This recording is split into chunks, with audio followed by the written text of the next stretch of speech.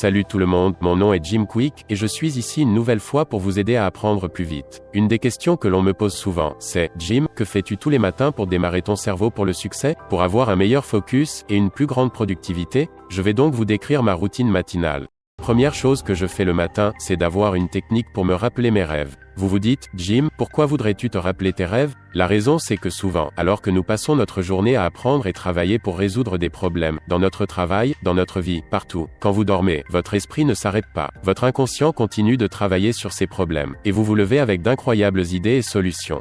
Le problème, c'est que la plupart des gens ne se souviennent pas de leurs rêves. Nous pouvons vous apprendre comment faire. La deuxième chose que je fais quand je me réveille, c'est de faire mon lit. Vous vous demandez, Jim, en quoi c'est bon pour ton cerveau? Deux raisons. La première, un environnement propre est important pour vous.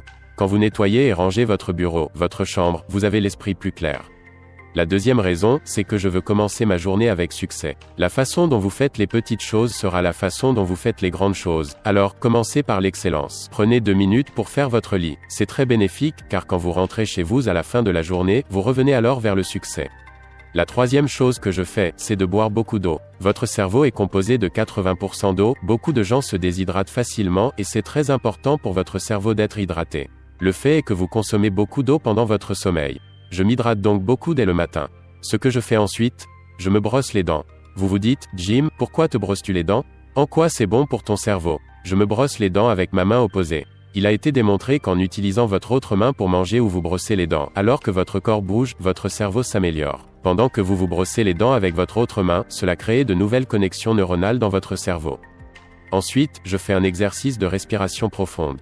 L'autre chose qui est importante pour votre cerveau, c'est l'oxygène. Beaucoup de gens sont fatigués et ont la tête dans le brouillard. Que peuvent-ils faire avec cette fatigue mentale? Je dirais que la première chose à faire, c'est d'apporter de l'oxygène dans votre corps. En moyenne, votre cerveau représente seulement 2% du poids de votre corps, mais il consomme 20% des nutriments et de l'oxygène du corps. Il est donc important de faire des exercices de respiration profonde. La prochaine chose que je fais dans ma routine matinale, je me fais du thé. Je fais ce que j'appelle du thé pour le cerveau. J'y mets du gotu kola, du ginkgo biloba et du lion's mane. Ils contiennent des acides gras essentiels, d'excellents ingrédients qui boostent ma concentration et ma mémoire. Et pendant que je bois mon thé, qu'est-ce que je fais? Je tiens un journal, car si vous voulez booster le pouvoir de votre cerveau, il est important de prendre des notes. J'ai plusieurs conseils à ce sujet dans lesquels je vous apprends la meilleure façon de prendre des notes, afin d'être capable de planifier votre journée, mais aussi de pouvoir écrire les choses pour lesquelles vous avez de la gratitude. J'écris donc ces choses gratifiantes dans mon journal. Le fait est que le cerveau s'épanouit avec la gratitude. Car si vous ne pouvez pas apprécier les choses que vous avez déjà, vous n'obtiendrez pas les choses que vous désirez. Alors, pourquoi je pratique la gratitude de bon matin? J'ai déjà un tableau pour ma vision, mes objectifs, mes rêves. Mais j'ai aussi un tableau pour toutes les choses dont je suis reconnaissant dans ma vie.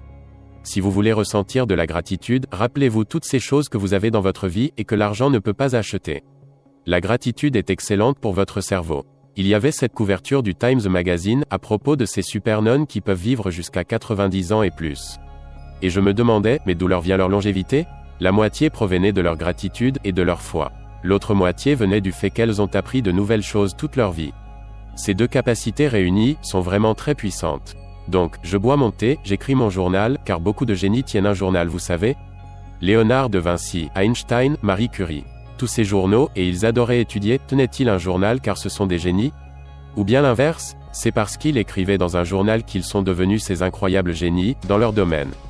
Quand j'ai fini de boire mon thé et tenir mon journal, la prochaine chose que je fais c'est de faire un peu d'exercice physique matinal. Ce ne sont pas les exercices que je fais dans la journée, mais ces 3 ou 4 minutes d'activité physique intense accélèrent mon rythme cardiaque. Car c'est un fait, tout ce qui est bon pour votre cœur, est aussi bon pour votre cerveau. Alors, quand j'accélère mon rythme cardiaque, je reçois plus de sang et d'oxygène dans mon cerveau. Et c'est très très important. Ce que je fais ensuite, je me fais un smoothie pour la puissance de mon cerveau. C'est quoi un smoothie pour la puissance du cerveau? Certains aliments sont vraiment très bons pour votre cerveau et j'enseigne aux gens comment mémoriser ces aliments. Je les mélange tous dans un mixeur.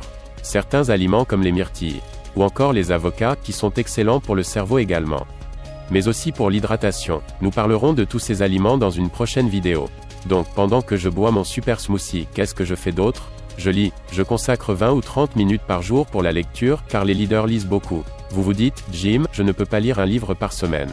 En moyenne, une personne ne lit que 1 ou 2 livres par an. Mais les leaders lisent 4 à 6 livres par mois. Alors, essayez de lire un livre par semaine. Et rappelez-vous, premièrement vous créez vos habitudes, et ensuite vos habitudes font de vous ce que vous êtes. Faites de la première heure du jour un moment privilégié pour votre cerveau, et vous réussirez le reste de la journée.